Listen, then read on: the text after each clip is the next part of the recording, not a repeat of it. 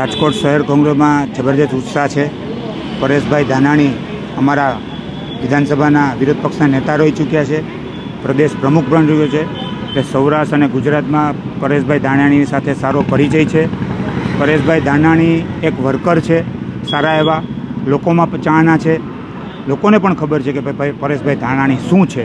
એટલે રાજકોટ લોકસભાની અંદર જંગી બહુમતીથી ચૂંટાય તો એ અમારા કોંગ્રેસના તમામ આગેવાનો અને કાર્યકરોને પણ ઉત્સાહ છે। ગઈકાલે પણ કોંગ્રેસના તમામ આગેવાનો કાર્યકરોના વ્યવહારિક કામ, પર્સનલ કામ એ બાબતે હતા, એટલે કોઈ જૂથવાદ નથી।